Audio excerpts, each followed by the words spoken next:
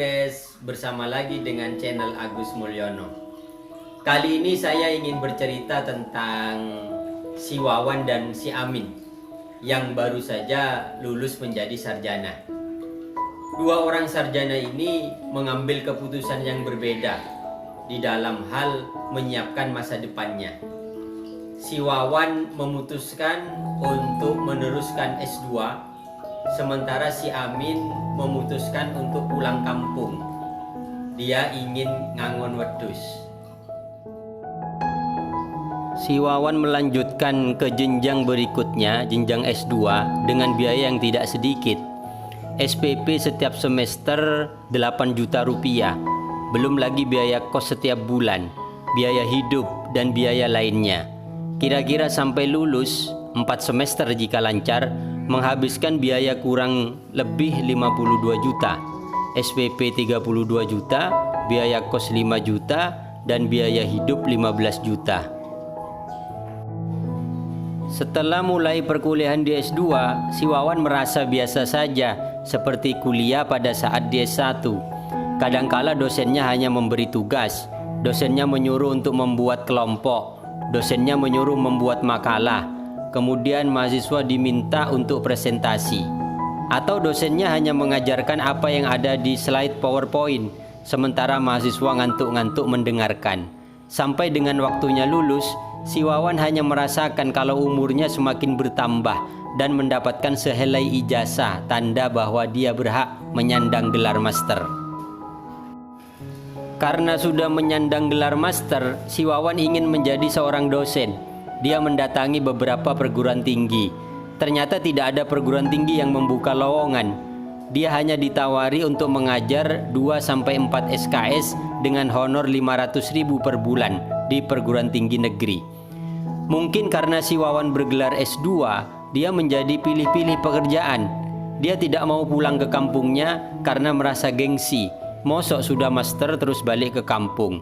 Oleh karena itu si Wawan terus saja mengandalkan ijazah S2-nya dengan mengajar di perguruan tinggi walaupun dengan gaji honorer. Karena si Wawan dulu waktu kuliah sering mendapatkan tugas membuat makalah dari dosennya, maka gaya mengajar si Wawan juga persis dengan dosennya dulu, memberi tugas, menyuruh membuat makalah, menyuruh presentasi. Sementara si Amin setelah lulus sarjana, dia lebih memilih untuk ngangon wedhus. Dia terinspirasi dari salah seorang dosennya yang selalu memberi wawasan tentang realitas kehidupan, tentang realitas kebutuhan masyarakat, realitas pendidikan. Pernah suatu ketika sang dosen dalam kuliah menyampaikan sebuah hadis tentang profesi menggembala. Dari Abu Hurairah radhiyallahu an, dari Nabi SAW, dia bersabda, setiap nabi yang diutus oleh Allah adalah menggembala kambing. Sahabat-sahabat beliau bertanya, begitu juga engkau ya Rasulullah? Rasulullah bersabda, ya, aku menggembalanya dengan upah beberapa kirot penduduk Mekah.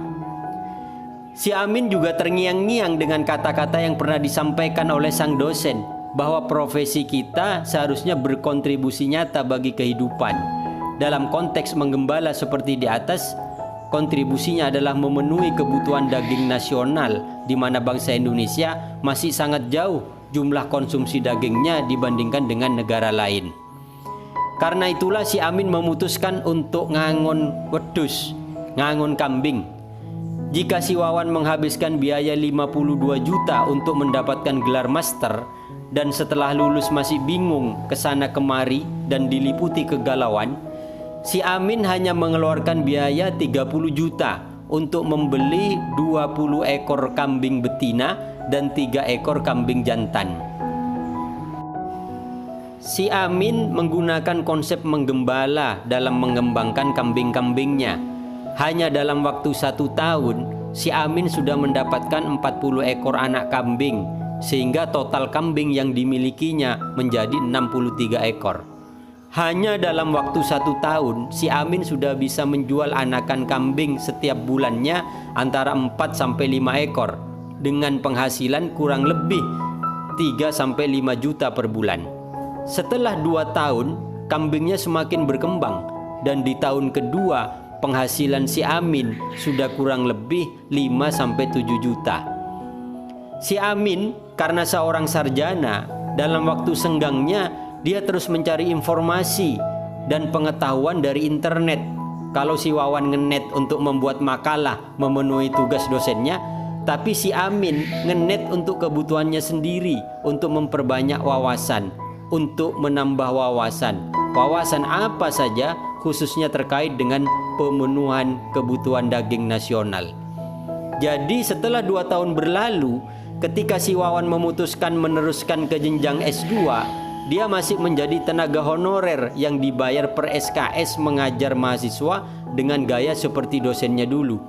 Sementara si Amin telah bisa mandiri dan mempunyai kontribusi lebih nyata.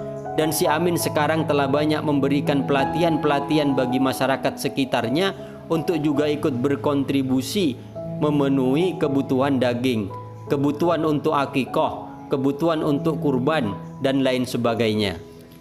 Cerita si Wawan dan si Amin ini sebenarnya banyak terjadi di lapangan, sehingga kadangkala banyak orang kemudian bertanya, mau neruskan S2 atau mau ngangon wedhus?